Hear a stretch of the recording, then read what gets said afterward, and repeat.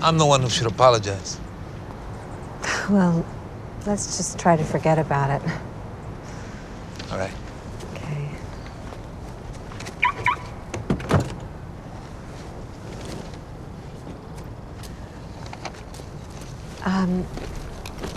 I'm not a weirdo, but... No, I didn't mean that. Let me finish, okay?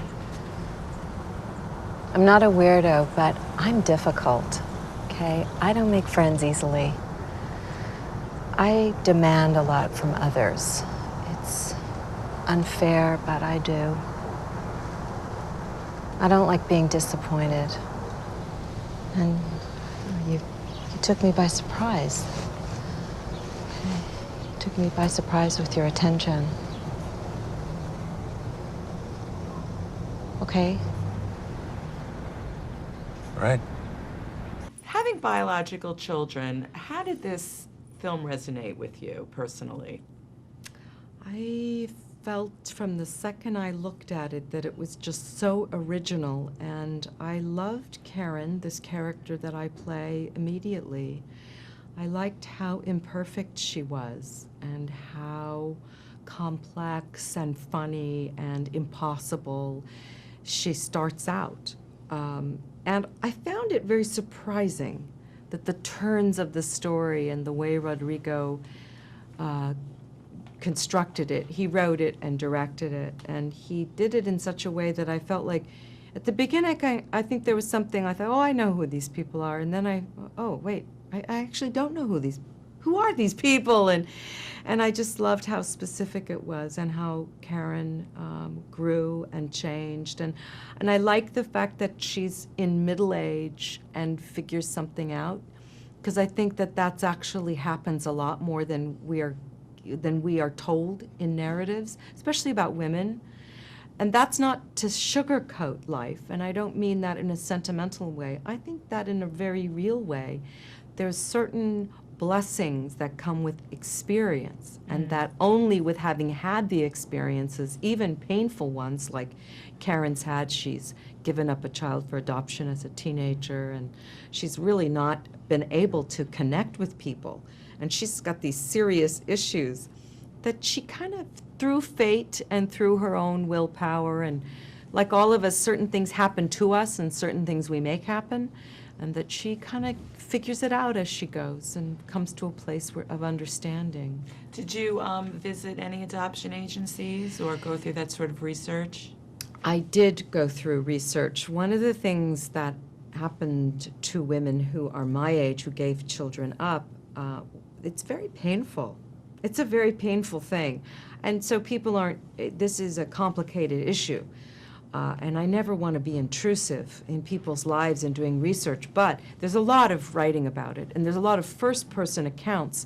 Women talk a lot about the shame they felt as teenagers, having made this mistake over like a one-time thing, and suddenly they're pregnant, and suddenly they have to tell someone, and then they're told they're giving the baby up, and then, of course, they go along with it, and then they're shipped away. I mean, I knew girls who suddenly disappeared in high school. We all saw that happen. Or, by the time I was in high school, Roe v. Wade had passed, and so there were also girls having abortions in secret. But it's a very complicated, fraught issue. And so Karen, who I play, was really traumatized by what happened to her.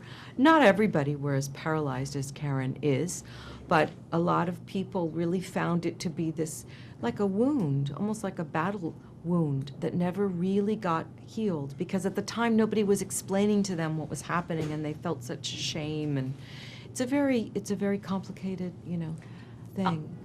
Being such a humanitarian as you are, and I know you're involved in certain issues, did you want to get more involved with this particular issue after doing this movie? I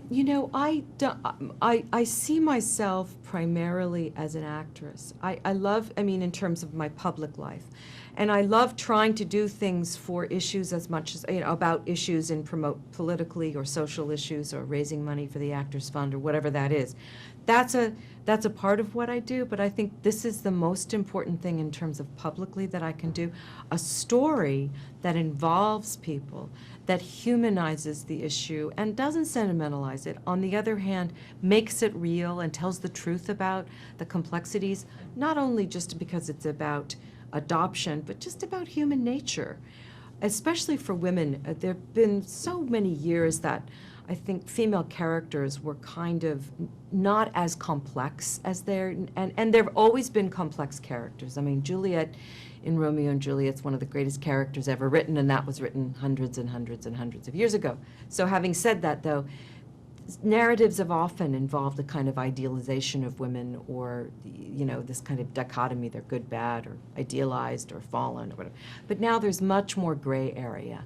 And I love these women characters in this story because of that, because they're real, they're human, they have frailties, they make mistakes, they blow it, they figure things out, they fall in love. Yeah, it's all the things that really go on in women's lives rather than a kind of notion of that. And my last question, do you think if you were adopted that you would want to know who your birth mother was? Wow. I think that as in my experience of this and my research into this whole issue, most people who've been adopted feel enormous loyalty to their parents, their adoptive parents. So I think that's often the first thing that is on their minds, not always, but often, is how is this going to affect my mom or my dad? But then many do and are curious about their biological history.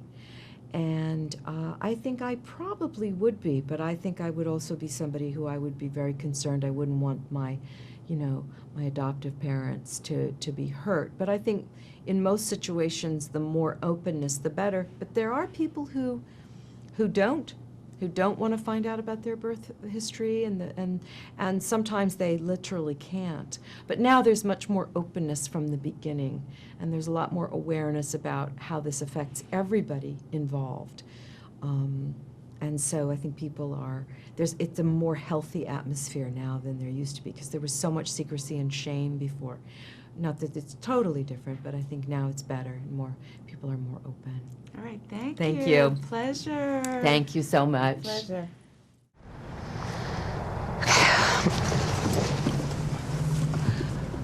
We could meet up Saturday night if you want. I'd like that.